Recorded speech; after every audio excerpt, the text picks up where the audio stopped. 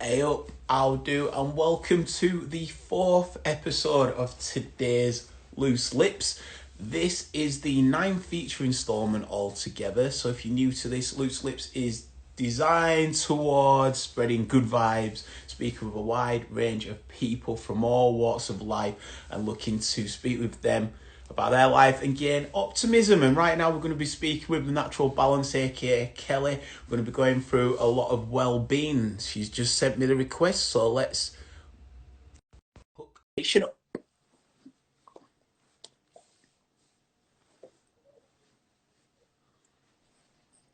Hey, Eric! how are you? I'm good, love. How you doing? I'm all right. Yeah, I'm all right. A bit nippy. I put hoodie on. You've got the pretty green hoodie. That's what's going on Oh, right now. no, the sun's come out here now. I was in my hoodie, took it off, basking in the glorious sort of sunshine in my conservatory here. Good form. Well, the sun's sort of peering through. You can see it. Like, can you see it all biblical like that? Like they You're say, the getting your sun shines vitamin on D those who are levels. righteous. That's what you need. 20 minutes of that on your face a day, direct sunlight, vitamin D. That's what you Just need. 20 minutes of interview, just like that. Yeah. Exactly, yeah, 20 minutes. Get your vitamin D. No, you do actually need that. You need the direct sunlight on your face and neck for 20 minutes without sunglasses, because if you have your sunglasses on, when you basically vitamin D gets activated in your body, or at least they're converted in the body through sunlight. So and it goes in through your eyes as well. So if you have your sunglasses on, it means that you're not going to be converting it. So you need to make sure you get it on your face directly. That is amazing. You know, FYI. I'm always wearing my sunnies, so I'm probably missing out on so much. But what do you do to compensate that? For example, in this country, if we've not got a lot of sunshine. So you really do actually want to be on a vitamin D supplement probably in the winter months. Normally in the summer, if you're outside, you're going to get, enough sunlight. But vitamin D is what's called a fat soluble vitamin. So it stores in the body. It lasts for a long time. But what happens, so if you get sun all through the summer, you'll probably be all right, September, October. When you sort of get to November, December, January, February time, and you've not seen sun for, months, it's probably a good idea, unless you're on medication, to probably be on a vitamin D supplement, because vitamin D is so important for so many things in your body, for your immune system, for metabolism, for your bone health, that actually if you're not getting enough of it, it's deficient in so many diseases. And I did actually see yesterday, there was a study that's come out about vitamin D deficiency and its links with COVID-19. And the impact of those who have suffered with, or have been exposed to, or contracted COVID-19, have actually had lower vitamin D levels than people that haven't. So Wow. it's been interesting, and I find that with a lot of vitamin D, I've noticed in a lot of studies that I've seen that actually, it's not necessarily if you've got a disease and you take vitamin D, you're gonna be fine. It's gonna get rid of the disease. But being deficient in vitamin D can often be a triggering factor for a lot of diseases. So it's definitely worth getting vitamin D supplement. I would say liquid drops are the best. You put it under your tongue. You can get tablets as well, but liquid sort of goes into the bloodstream quicker. But unless you're on any type of medication, but usually vitamin D is quite safe for everyone. But yeah, I would suggest during the winter months, definitely get it in there. FYI. You know what, right? One day I'm going to have a TV show. I can just tell. Universe has just said, right, and you're going to be a regular featured guest, because that is some of the most explosive 4 minutes of conversation I think I've had in this whole thing. It's like, for people who are watching, we've not even fully introduced what you do, but you've just gone straight in, and that's how I love, because that's like, it just came up naturally, but the way that you speak about it, like it's obviously quite complex, but you do it in such a bite-sized way that's really conversational, and the way that you brought that down, it's very rare you don't hear me talking on my own chat show, and I was just absorbing it, mate. It was that conversation was the equivalent of vitamin D. Yeah, there it was. All from the sun. Well, there you go. Amazing. So would you like to just give people a bit of a breakdown of what it is you do and your position and your title? Because you've got letters after your name and everything. And letters after my name, exactly. Yeah. So I am a nutritional therapist and also a yoga teacher. So what that essentially means is, well, most people know what a yoga teacher is, so I don't need to explain that. But a nutritional therapist or a nutritionist is somebody that essentially looks at your diet, your lifestyle, and see where there's something going wrong. So say, for example, you've got a disease, you've got an illness. Usually everything stems from an imbalance in the body. So that's an imbalance of vitamins, an imbalance of minerals. Maybe you have had an infection, maybe something you've been sick before, you've had, you could have an autoimmune disease.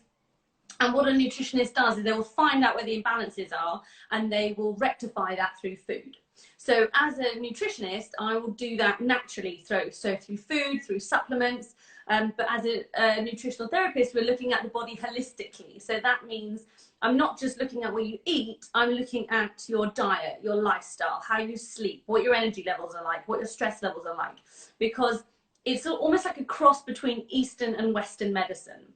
Because Western medicine just thinks, right, there's something wrong with you, I'm going to give you some medicine and that's it. There you go, you take the medicine and that gets rid of the symptoms.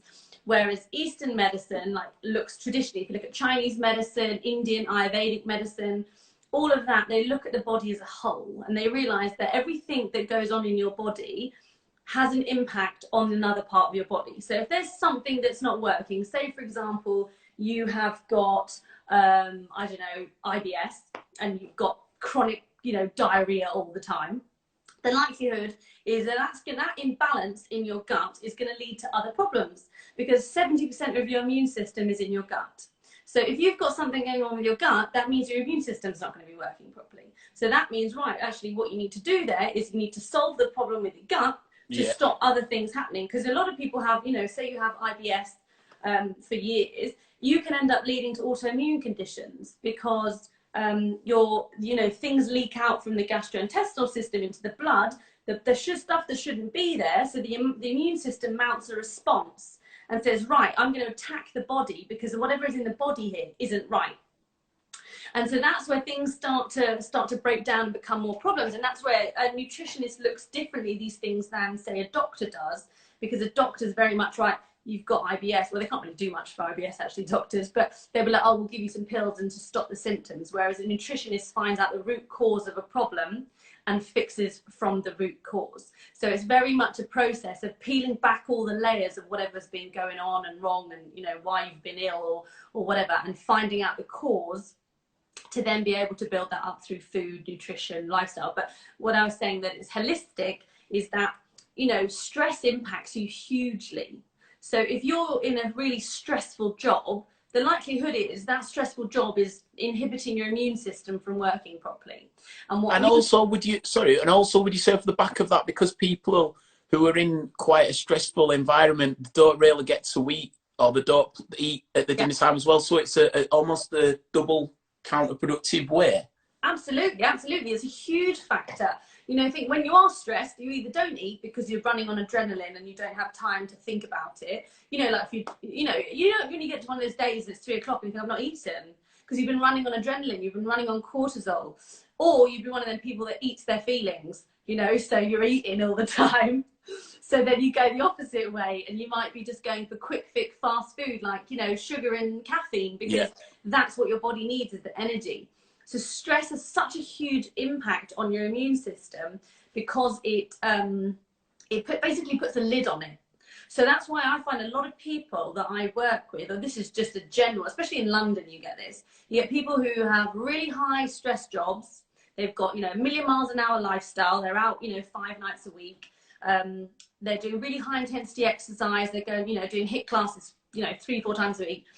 And their body is under so much stress mentally and physically that they don't necessarily get time to be ill. And then these people go on holiday and they'll relax and they'll stop all of this. The stress levels drop and then the immune system kicks in and they get ill. And that's why, people go, I always go away and I got ill first day of holiday. It's because your body is now having the time to fight the infections or, illnesses, disease, whatever has been suppressed while you've been stressed. So it's really important to look at the body holistically and look at your stress, look at your energy levels, look at your sleep. What's your sleep like? Because if your sleep's bad, sleep is the time of day when you restore your, you know, you repair your body. So if you're not sleeping and you're not repairing, you know, physically, you know, but also mentally, then you are just going to be ill, you know, long and short of it. Well, what, you know, your position, are you, because you mentioned before that the Western and the Eastern side of it. So are you aligned with the profession of doctors then, in a sense of the information that you're giving? Because the two worlds seem like they could complement. You know, you want to obviously do the betterment of the nutritional side, and then also if there is any medical advice, you'd be seeking to like follow that through as well. But I feel like it seems like people generally would choose one or the other, and that one would be the doctor because of just how we've been raised, basically. And almost, how do you shift that perception towards what you do? Because everything you've said at the minute is it's almost like the way you're breaking it down. No one's ever brought that down before, to see the common sense behind it. No one's ever really explained it like that, to be like, well, actually, those are the steps. You normally just think you go, and then that's what you do to get treated. So I wonder how the two worlds merge. Well, that's a very good point, actually, because like I was saying, you know, I'm sort of, what I do is called functional medicine. So you know, traditional Western medicine is what you call allopathic. And what I do is functional medicine or complementary medicine. So it's a complementary therapy. So it complements what is going already on with doctors and NHS. Now, as I'm not a doctor by any means, you can become a functional medicine doctor, where you get a doctorate in functional medicine. But what I do is I complement what is going on through a doctor. Now, it's a bit of a weird boundary, because there can be there's a lot of discrepancies, and there's a lot of conflict, but a lot of between complementary medicine and, you know, traditional doctors, because they look at us like, you don't know what you're talking about, you're not a doctor. But I look at them and I think, well, you're not looking at this person holistically as a body. Like, to become a nutritionist, like a proper qualified nutritionist, you do have to go through a basic medical training. You have to go through biomedicine to learn how the body functions. Now, that's why I enjoy being a nutritionist, is because I can see and appreciate where something is going on with Western medicine, but I can look at it in a different approach holistically. So you can marry the two together, which is what doctors generally in allopathic medicine don't do. They're very much like, I'm a doctor. That's where you have specialists in doctors, don't you? You've got like a gastroenterologist, or you've got you know, a doctor that deals in hormones, but you don't have a doctor that looks at the body as a whole.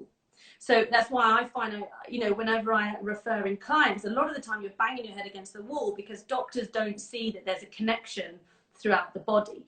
So there's definitely been a shift now, I think, because, you know, health and wellness is such a huge field of, you know, everybody wants to know about health and wellness now, don't they? Even if they're just dipping their toe in it and drinking a green smoothie, they're definitely getting a little bit more interested in it. And doctors, you know, some progressive doctors are definitely starting to see the benefits of looking at the body holistically and also nutrition wise. But you think a doctor what do they study for, like 5-6 years? I think they get like maybe 5 to 7 hours of nutrition training, which is bonkers, because you know, I can go to a client and I say, look, can you go get blood tests from your doctor? We're going to put, you know, I'm suggesting you use supplements and blah, blah, blah.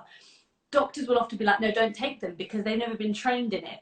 It's like me, you know, suggesting, or like an osteopath suggesting to me something. I wouldn't know anything if they're right or wrong. So I would say no, because I don't know. So it's very much, there's two very different schools of thought. Whereas in the East, you think, you know, Chinese medicine, Ayurvedic medicine, India, they do take more of a holistic approach. Whereas the West, we're so driven, if you think about it, by the drugs industry, the pharmaceutical industry. Why would they want to stop people taking drugs? It wouldn't make any sense, would it? I think this is a real interesting point and a flag point that you're raising, because at the outset, you've both got the same common goal. You've both got the same common goal, which is the fact that you want people to be healthy and the best for their patient. Oh, have you got me? Can you hear me? 1 second, everybody. We're just reconnecting. Can you hear me now? Hear me now? Hear me? Hear me? Yes, I can hear. I can hear. Yeah, you've got me. Yeah, Sweet, sorry. perfect. That's all good. Yeah. So what I was saying is, from the outset, you both have the best interest, which is to get the best results for your client or your patient. But it feels like their view can be a bit more rigid, and less opening to other forms because they're so steeped in their previous practices. Which how does if so? Set me if I was a patient. How do I involve you both? What if I was to? Because the best outcome would be for me to have a nutritionalist and a doctor, and then a nutritionist, sorry, and a doctor. You both almost working together with my records to then find a balance for me to then have the right sort of supplements and medicine XYZ. So how does that? How do we go forward in merging those worlds and forming that relationship? I think you can do that in certain ways. Sometimes, if you are working with a client, you will definitely want to speak to their doctor and advise them that it's a mutual client. That's what you would try and say, is that this is our mutual client. But some just aren't receptive to it. So you've just got to realize that you're just going to have to work around that. But I definitely think that things are starting to change, and there's been a shift. Even in the last 3-4 years, I've seen that, people are definitely starting to, doctors and the medical profession are definitely starting to look at things slightly differently, by taking a bit more of an interest in food and nutrition. So say, for example, you were diabetic, normally they would just be like, right, take some, metformin and take some drugs or whatever. Whereas now they're definitely trying to educate people a little bit more on, you don't have to be diabetic if you eat this or you reduce this. So people are definitely starting to, or the medical profession is definitely starting to change it slightly. But you've got to remember, it's such a huge, massive money-making industry, but also there's so many layers. It's going to take years and years and years to get this. And I think someone said to me once, one of my lecturers when I was studying, that the NHS is probably like 20 years behind in what a nutritionist is, because our field is not unregulated, that's the wrong word, but because our field is different, we can be so much more progressive and we can change easier because we are we're able to look at the scientific research and make an immediate change. Whereas you're not bound by the stipulations. A doctor couldn't just read a scientific paper and be like, oh, actually, I read this paper, I'm actually going to tell you to do this, because it would have to go through all the levels of, doctors. Whereas a nutritionist can be like, look, this new information's come out, I'm going to act upon that, and I'm going to do this for you. So I do think there is a shift. I do think that it will start to, in our lifetimes, there will be a change, and there will be much more of a communion between the two. But I think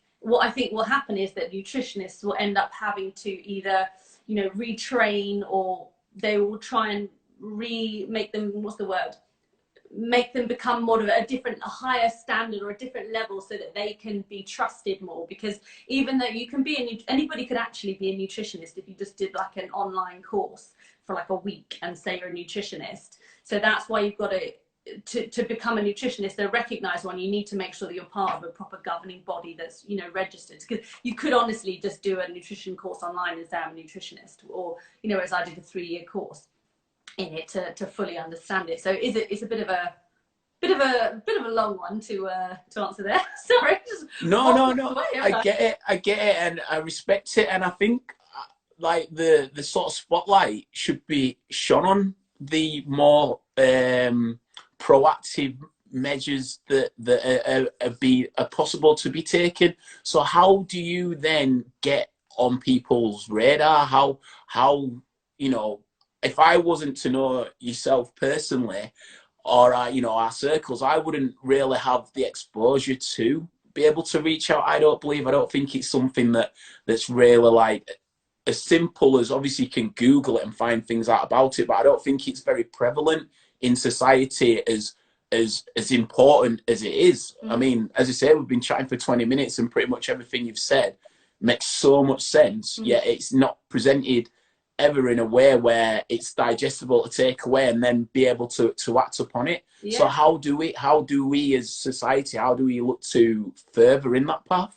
Well, I think a lot of that's going to come with, well, you think already now how many TV programs there are where they're talking about what not to eat, or there's a scientist doing an experiment on something or other on the telly. You always see those programs, and I think that it's going to be a case of it's going to naturally change as, you know, well, obviously social media, people start to see these things like you probably wouldn't have known unless I just, you know, if I had spoken to you about it. But I think, you know, it will start to grow from a younger age and a younger age group, because I think, you know, people starting to go through school now are taking more of an interest in nutrition. You know, think how Jamie Oliver changed his meals, you know, the school meals, and people are aware of that. Like when we were at school, you just ate burger and chips, or chips, beans and cheese, because you beans, yes. Yeah, you know.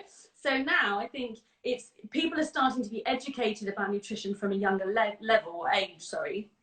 So from that, I think it will be a generational shift. But I do think that, you know, it's more and more in the media now. Like the health and wellness industry is like a multi-billion-dollar industry. You know, there is people there that are interested, and you know, there's whole, you know, new phase of like women that just love to live in leggings and drink smoothies and go to yoga and expensive £30 fitness classes because it's a trend. You know, it's like health is the new luxury. People enjoy wellness. I mean, I don't know what it's like where you are, but in London, you know, this is so massive that people, you know, you go out with your mates to a fitness class. You would never do that 5 years ago. You know, it wasn't a thing you did. Now it's like, we'll go to the fitness class, we'll get a smoothie afterwards, and then we'll go and get a blow dry or something. Do you know what I mean? It's definitely more of a, it's definitely involved in a lifestyle.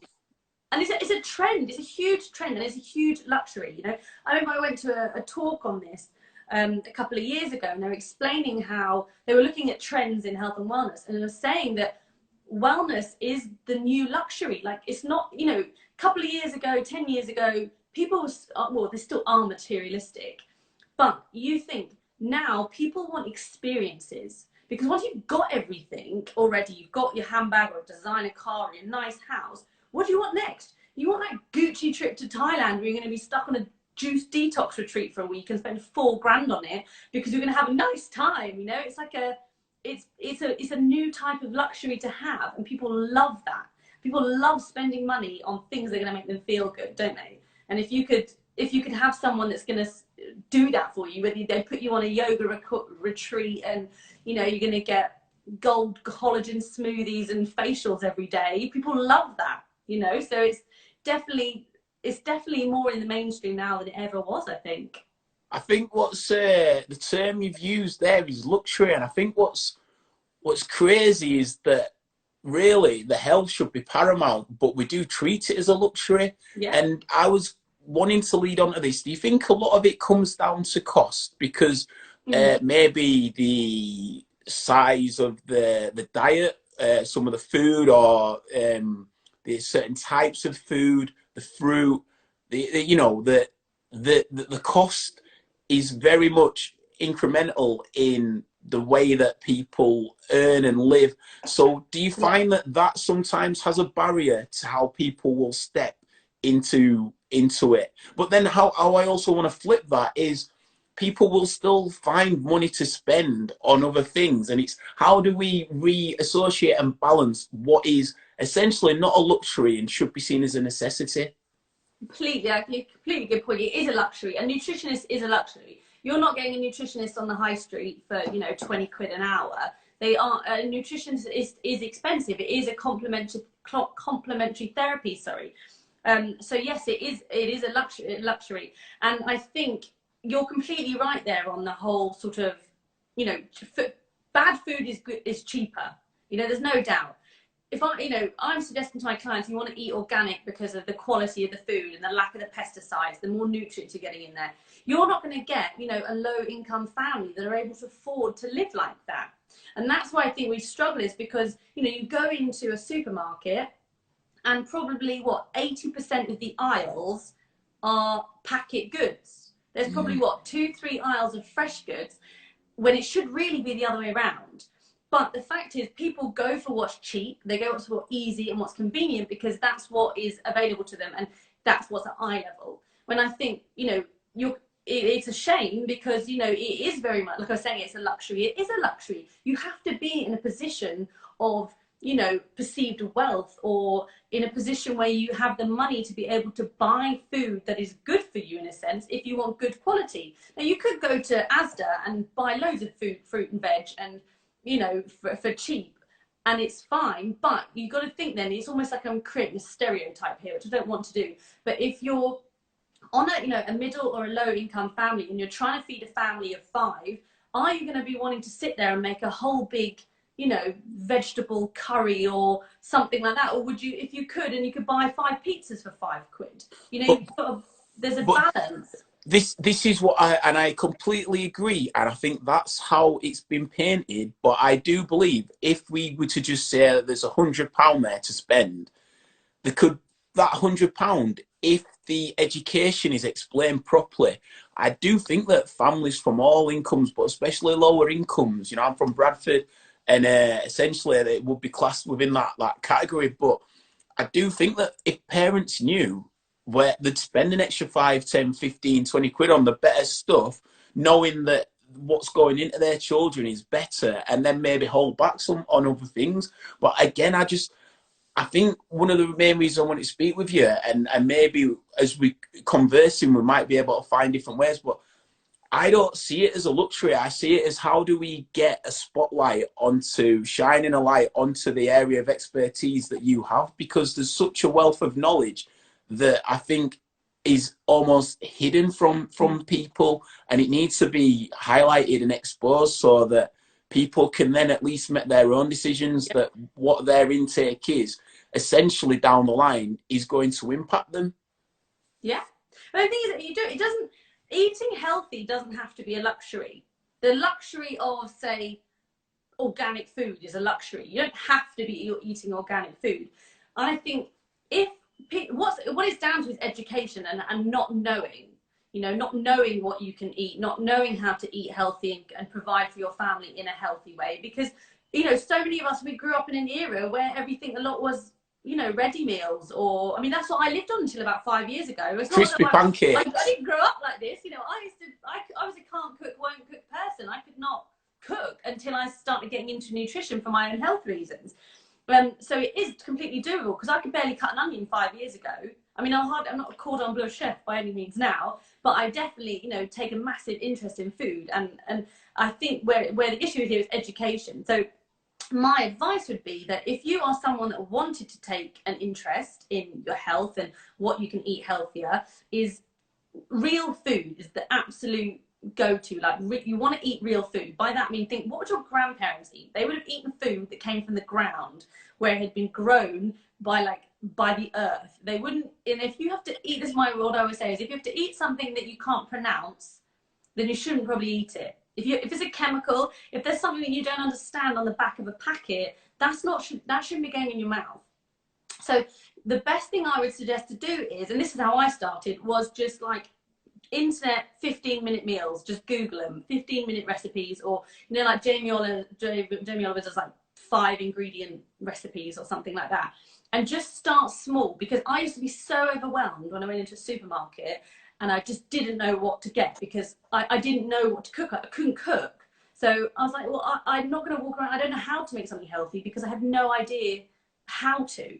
So I just ended up, the first thing I got was Deliciously Ella cookbook, and I got given it as a present. And so I started making some recipes. And, you know, you go to the shop and you buy what the recipe says, and then you learn to make it. And you do it once, and then the food tastes all right. And you think, oh, okay, I could do that again. You know, so it's just small steps. I mean, Deliciously Ella is probably not a good example, because she sometimes has like really exotic ingredients that, you know, most people won't know what they are. But, you know, Jamie Oliver's 15-minute meals, Joe Wick's those Lean in 15. You just want a few simple ingredients to learn how to cook. And when you start being able to do it a few times, then you get your confidence up in the kitchen. I know it sounds ridiculous, but when you were someone like me that just couldn't cook, you just go into the kitchen and freeze, because you're like, I don't know how to cook anything other than like a pancake, you know. Or also at the supermarket when you're on the aisles, and sometimes you get a bit lost where you're looking for following certain recipes, and you don't know what a kale is or something that like, you know what I mean? Like the difference between kale and spinach or what have you, and you like it throws you, and sometimes you feel a bit embarrassed to ask, and completely. You mean there's vegetables that I didn't eat until I was well into my 20s, late 30s or my early 30s, you know. So I would say if you are in that position and you just like, I don't know what to eat, just Google. BBC Good Food Guide is one of my favorite ones because they always do like easy recipes. What I used to type in was like 15-20 minute meals, and then you just buy what's on there and you make them. You know, I'm not making a Sunday roast for 12 people here. I'm making like, you know, food that I can cook and, you know, have for lunch the next day. That's the best advice as well I would give is always make extra, because I suppose it's a bit different now that we're in lockdown. You know, we're not just popping to the shops and buying a Pret or, you know, Itsu for lunch, or, you know, eating a packet of crisps. Batch cook food. That's the best thing you can do when you when you're in a situation like this. Or even if you're not, cook big things like, you know, curries, stews, like casseroles that you can keep in the fridge or freeze and then just defrost. That and you get so much food in there, so many nutrients that are going to mean that you're going to have a healthier lunch than if you weren't to do that, you know. So that's one of the best things you can do, really. Cook double, have it for lunch. How do you think lockdown will be affecting people? Because it should be really giving people more time to develop a bit more and get a bit more into the cooking. It's interesting what you just said there about making a bit more so that you have that, because I tend to find that if people are in a rush, at least if they've got that, they know that they can eat. But can you, where do you see this current situation? How do you think that will be impacting people's food intake? I think I've seen it both ways. So I've seen people eating really healthy because they've had the time to cook, and then I've seen others that are just turning into alcoholics. So you know, it's like a lot of people are just sort of just doing that route. I think I myself was guilty of it at the beginning of lockdown. I thought, no, I can't be doing this. Too early for have a bottle of wine on my own. No, but I do think that it's gone both ways, because I mean, you look on Instagram, the amount of people that are putting up food they've been, you know, knocking up because they've got literally nothing else to do. But then I think that's also been, you know, I've spoken to people and it's causing them quite a lot of anxiety when they look and see that other people are doing all this amazing stuff and they can't do it and they don't know what to do, and then you feel guilty, and then you feel guilty because you've not ran 5K and donated to the NHS, and then you sort of, people are getting themselves worked up. And if you're the sort of person that is a little bit, you know, anxious, and you get, you know, you can get emotionally triggered by seeing what other people are doing online, it can cause a bit of an issue, you know, especially for food, for exercise and all of that. And, you know, if you're living on your own and you've only got yourself to talk to all day, that's going to be a big one. So I would say, you know, it's definitely gone both ways. Some people haven't, but try not to beat yourself up about it. But what I would say is use this time to experiment, because so many of my clients that I've seen have said, oh, you know, I've had time to cook now. Normally I'd be, you know, getting home at 8 o'clock at night. I can't be bothered to cook. Whereas now actually they've got the time. So if people are getting into it, and even myself, you know, I've made things I would have never thought I'd made, or, you know, spent time to do things that you would never normally do because life's too busy, isn't it? So it's always like, pull your finger out, go to the shop, get that 15-minute meal that I said, and make double portions so you can have it the next day as well. How do off the back of that, how do you think people, when life will quicken its pace back up, how do you see or advise people to still maintain the air of what they're doing now, the practices that they're doing now? Because even in the 30-day theory, like, you do things for 30 days and it becomes a habit. Things must be becoming a real habit of goodness for people now. And I'm just a bit concerned, or maybe wary, that people might just go, this is one thing I'm asking, is this pause or is it reset? That's something that I'm asking a lot of people. And on the back of that, do you feel that it'll be people going back to their old habits? So how are they to still implement what they've been doing in this time, because they've had a bit more time, but they're making that better for their wellness, how do they then transfer that when life gets a bit busier? How do you see that working out? Well, I think you're right. Yeah, like the creating a habit potentially, but I think what we're going to see realistically, if I think of what sort of who I'm thinking of, like my mates, you know, not necessarily the wider community, but if I think, you know, generally people in their 30s that are used to going out a lot, at least, you know, seeing their mates all the time, probably got into a good routine, you know, a lot of people exercising, you know, way more than they ever would have before, eating healthy food. When lockdown ends and they say, right, you can see your mates, I bet you most people are going to be going out boozing 7 nights a week, and they're probably going to be cutting back on all the healthy food they've been eating, possibly.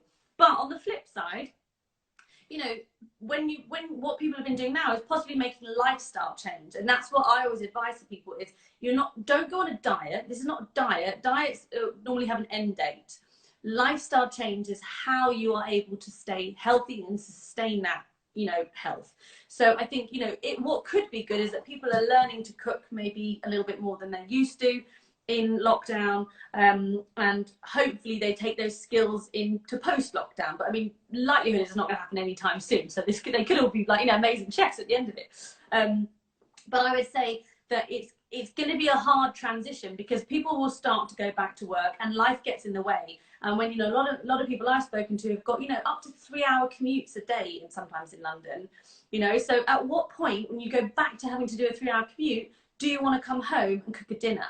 And that's where I think things like batch cooking are really valuable. If you've got stuff already in your locker, so that you know you can rely on that when you come to it. But I do think that it's going to be a struggle if it goes back quickly, but at the same time, it's probably not going to go back quickly. So trying to stick with habits that you've learned, because another thing that I find is when things start working for you, so say you start eating healthier, say you start exercising more, you're sleeping better, you've got less stress, you feel better.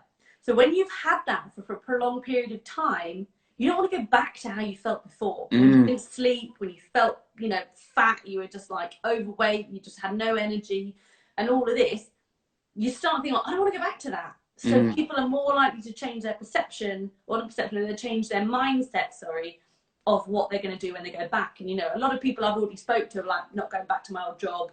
Having this time out has made me realize that, you know, I don't want to do that. I don't want this commute. I don't like how I feel. I don't like the stress. So I think a lot of that, people are using this as a time to just, like you said, well, definitely reset, and make some big changes. So there's either going to be a lot of jobs on the market when we come back, when people are quitting. You said something interesting there, which was life gets in the way, and I definitely have heard that term before. But when I hear someone else say it, it makes me think that it shouldn't get in the way. And I know, like, it's just a term, a phrase, but people do look at it like that, and I wonder, like, it's not like it gets in the way. It's the only thing that there is. So it's like, it's how, again, people look at the two sort of different ways. You know, it's like that commute, for example. You can completely empathise with the fact that they're getting up at a crazy hour.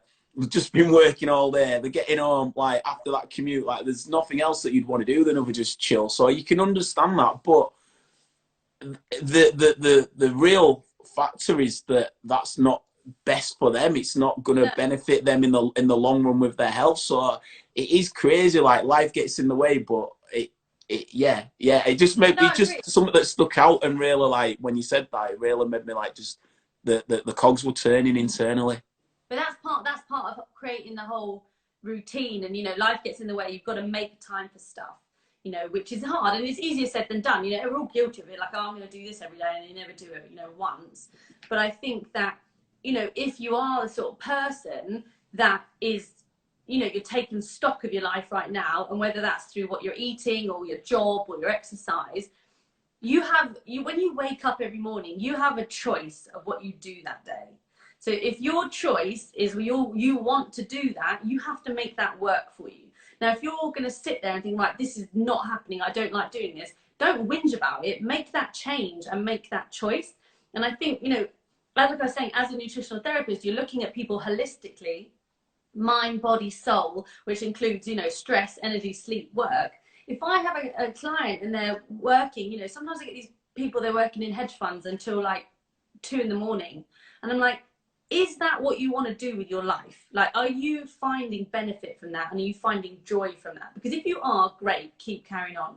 But if you're not, that is seriously impacting your health. And do you like it enough to have an impact on your health that much? You know, so it's not, I'm not saying to them quit their job, but it's also, in a way I'm saying to them, you have to make a choice here, a decision, because your health, once you don't have your health, you don't have anything. Exactly. So is it going to be to the point, you know, when you get 20 years down the line and you're really ill, you're stressed, you've got chronic fatigue, you've got fibromyalgia, you've got fat and got diabetes because you're not even looking after what you eat, is that worth it? You know, because it's, you know, if you're working for a company where they're working you to the bone, you've got to think, are they looking out for you?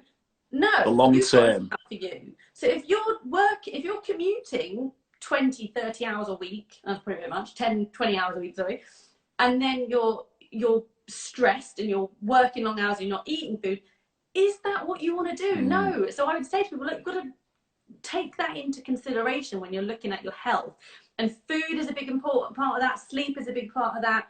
Stress levels are a big part of that. So you've got to really make a decision. When you wake up in the morning, is this the life you want? Because if it isn't, then you need to make a change. You know, there's no point in carrying on. Not like myself. Well, no, do you feel that we take health for granted? Because a lot of what you just said there is long term, and in everything you said made sense. But in the short term, you don't really consider that, really, do you? So, do you think we take health for granted? 100%. And you take health for granted when you're healthy. When you don't take it for granted is when you're ill. And that's, you know, you might, you know, a lot of us, you know, we all think we're invincible through our 20s. We do things we definitely probably shouldn't have been doing. But, you know, as long as you not keep doing all these things you're doing in your 20s, then you can probably get away with it. But you think if you continuously just hammer your body with toxins, you're going to end up something coming out the other end of something bad. And I'm not saying you should be a saint and an angel and, you know, never have you know, never get pissed, never go out partying, never stay up for 3 days, because that's what life's about, is enjoying it and having fun. Like, don't get me wrong, I still do that. But what you don't need to do is do it all the time, because that's where you start to get problems. And, you know, it's going to lead to mental health problems as well as physical problems. And I completely think we take our health for granted, because most of us, you know, you are quite invincible when you're in your 20s. You can stay up, you can not eat, you can, you know, just live off fags and coke, and you're probably all right for a little bit. But it's when you start to get ill when you carry on doing this. And that's when, you know, you look anybody that's had any sort of accident, or, you know, you think of an old person when they fall over and break their hip. They're fine before that, and they break their hip, and then they're completely immobile, or their health just completely deteriorates because they can't look after themselves. And that's when you don't take it for granted. And that's why I always think, you know, live for today, as my dad always says, with an eye for tomorrow. So live for now, and, you know, make the most of it as you can. But remember, there's going to be consequences down the line. And you have to decide, do you want to get to that stage where, you know, you've smoked 40 a day and then you've got emphysema in 20 years' time? Or do you think, right, I can have a fag every now and then, but actually I don't want to be on a ventilator and carry an oxygen bottle around with me because I've smoked 40 a day for 40 years, you know? Do you find with I'd say the last 3, 4, maybe even 5 years, the conversation around mental health has definitely become a lot more prevalent and a lot more acceptable in discussing? But a lot of the symptoms, would you put that down to almost the taking health for granted and the external factors of what we are doing, or would you put it down to the fact that we're just a bit more engaged with specific terms? So maybe the ills of mental health were still around, you know, decades and you know, years ago, but they really didn't know how to give a terminology to it, where we could process how to overcome it. Absolutely. And I completely, yes, that's absolutely a fact. But I think it's been more prevalent, and we've been talking about it more. We're more open to it. So that means that people are more likely to engage in discussion around it and bring it up. But there is also biological reasons for it. There's absolutely, you know, your neurotransmitters are what, you know, impacts your mental health. You know, you've heard of your serotonin, your dopamine, your GABA, all of these things. Now, you can have imbalances in them. You know, people who are chronically depressed or that have, there is a chemical imbalance there. And that can be whether you're born with it, or that can be something that is that comes about through stress. That's something that comes about through environmental toxins. So whether that's something, you know, whether that's drug abuse, alcohol abuse, smoking, all of these things that deplete nutrients in the body, that there is, I think now as we're starting to become more aware and talk about mental health because it's more in the media, you know, I think what really pushed it was, you know, when Prince William and Harry did a lot of their stuff a few years ago, that made it really, really mainstream. And now people are talking about it all the time, which is fantastic. I do think in the past it was just, you know, it was put a lid on because people didn't understand it. And now there's been so much research into it, knowing that, you know, your mental health is as important as your physical health, whereas before we just didn't know that. So I do think that it's important that you look at it again holistically, because it can be a fact that you're not eating the right foods, or which are going to mean that you're depleting nutrients, or there's been an imbalance. It can be that you've got digestive problems, which means that you're not absorbing the vitamins and minerals you need to make your neurotransmitters to make you feel good. You know, I think 30% of your serotonin is made in your gut, and serotonin is your happy hormone, what makes you feel good. So if you've got, you know, serious issues going on in your gut, you could then also, that could be leading to, you know, some sort of mental health problem, because you have got an imbalance there. So you've got to think it's all connected. Like you keep saying, it's all completely connected. But it is really important to look at it like the whole body holistically, I think, with it. How, because when you were mentioning the gut, what got me thinking is about chakras, because I know that there's one position there. So how do you overlay the two worlds? Because obviously if you're doing yoga and looking more into the spiritual outlet, for me, the two worlds are completely like indoctrinated, like they're one of the same. It's just terminologies or different experiences of how we go into them. So how do you view, I mean, does our diet, our nutrition, does that help with the chakras, or is that more things more like where meditation and that side of it? I wonder if our nutrition has an impact with the betterment of our chakra and our auras. Do you think the chakras are essentially the sort of like the energy points where they're connecting through your nadis, which are like, you know, the Indian version of the energy lines, but they run along the same lines as the meridian lines from Chinese medicine and acupuncture. So you think in acupuncture, you are releasing energy or stuck energy through needles that are connected throughout the body. And all of that runs along pretty much the same lines as the energy channels for your chakras. So you think in Chinese medicine, they do a lot with the elements, you know, earth, wind, no, that's earth, wind, fire, the Captain Planet. Yeah. And so a lot of that is, they look at the body very holistically again. So if you've got blocks in, you know, Chinese medicine, they'll look at your liver, your spleen, your chi, your life force, and a lot of that can be impacted through your food. So it's similar with Ayurvedic medicine when they look at your doshas, when you've got the, you know, your vata, pitta, whatever it is that you've got going on there. So you're boosting through the diet the imbalances that you have through Ayurvedic medicine. Or likewise, when you have something with Chinese medicine and you're looking at the meridian lines, you're doing the same thing. You're either trying to boost stuff through food. So say you have too much damp in your body through in like Chinese medicine, they say you have damp. You would try and boost that with foods that do opposite, that bring a bit more fire in. So, you know, spicy things or things that have got a kick to them, ginger, you know, because you're trying to balance it all out. So it is very much connected with the body physically and spiritually. And, you know, you can look at that on different levels, because some people are really into spiritual side of things and, you know, are really receptive to it. So really feel something from it, whereas some people just completely don't. So you could, you know, I think you have to be open for a lot of that stuff to work together, you know. I mean, I've had acupuncture a lot when I was at college, and that was to help with my digestion and my gut. And I found that doing it, they're putting, you know, needles all over you. And I just didn't understand, why would you be putting something in my wrist to help with my stomach? You know, but it's all the lines that come up into the body, throughout the body, is all completely connected. That if you've got any imbalance, it's the same with Reiki, any imbalance, you know, there's an energy blockage there. You need to remove that blockage. And it's the same thing, because our cells store energy. You know, you think every cell of our body makes energy and it stores energy. So if there's a blockage in there through an emotional blockage, but then there's also a blockage in there from something you've eaten, or not, just not like physically eaten, but, you know, so the way that your body has been absorbing nutrients and eating, then it can all completely impact you. So it is, I think, like I said, you have to be open to it, receptive to it, understand that, you know, for some people this is just not a thing that they'd be interested in. But for a lot of people, you can really marry the two up. That's the Chinese and the Western medicine and the Eastern medicine, marrying it all together. So absolutely.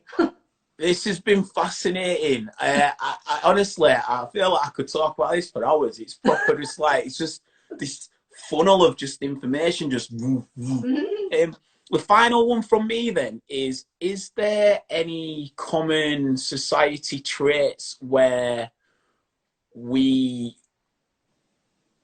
what I'm thinking is, you know, when we predominantly people are overworked and they're always trying to catch up, is there any generalities of what traits are in society where we can tell where we need to be looking at our health? For example, if we are feeling a bit lackluster, a bit unmotivated, tired, is there without diagnosing an individual, is there common set society trends? Yeah, absolutely. I'd say poor sleep is one of the biggest ones. So if you're not sleeping, or you wake up in the night, or you have trouble going to sleep, that's a big one, that there's something going on. So you need to look at, you know, your stress levels hugely, but you need to look at what you're eating, your diet. So obviously your diet, but, you know, exercise. Are you, if you're really stressed, like I was saying earlier, you know, if you're really, really stressed and you're putting a lot of stress on your body through exercise, that's again going to have an impact on the immune system and dampen it down. So look at your stress levels. You want to look at your sleep. If you're waking up in the morning and you're exhausted, you need to work out why that is. And is that because you hate your job and you don't want to go? In which case, get a new one. Actually, just get a new one. Or is it because, you know, throughout the day, you're not fueling your body properly with the right foods? You know, you want to be getting, this is my top tip, 7 to 8 vegetables a day and 2 to 3 pieces of fruit. So if you're not getting that in your diet, you're not giving your body the best opportunity to be healthy, to have a nutritious diet. You know, can I ask a daft question? It might seem daft, but it is like a legit, genuine question. When you say 7 bits of vegetable or 2 bits of fruit, can it be the same vegetables, or could it be just like 7 bits of cauliflower, or does it have to be like different bits mixed with like broccoli and tomatoes? Does it have to be a mix, or could it be the same? You want to mix, because you want to aim for 30 different types of fruit and veg a week, because all the food you eat has bacteria on, right? And your bacteria goes into your gut, and your whole gut is based on bacteria. You've heard of like your gut microbiome and good bacteria, bad bacteria. So you want to get as many different types of bacteria in your gut to give it the best chance of being as healthy. Because remember, the bacteria in your gut is what's going to help the immune system. 70% of your immune system's in your gut. So if you're just eating the same fruit and veg, if you're just eating, all you eat is carrots and all you eat is apples, you're only getting that one type of bacteria, but also that one type of fiber and the one type of what we call phytochemicals in there. You want as big a variety as you can possibly get, because the more variety, the more protective chemicals you get in there. So I was saying about these phytochemicals, these are compounds that protect the plant from bugs, viruses, infections, they're anti-tumor, antiviral, and all these compounds transfer to humans and they protect us. So you think like, you know, onions and garlic are the best example of this. They're antiviral, antimicrobial, antibacterial, anti-tumor, anti-cancer, everything. So they transfer to the human body. So that's why you want to get a big variety of everything, because the more types you eat, the more protection you are getting. They are essentially nature's multivitamins. So you think, get as many colors and types and many different types as you can to get the most optimum benefit from them, because you think, you know, when we always used to think 5 a day, didn't you? Used to say, oh, you know, you want to get 5 a day. 5 a day, they've changed it now, because 5 a day was going to prevent you from, you know, being dead, essentially, because you need the vitamins and minerals to survive.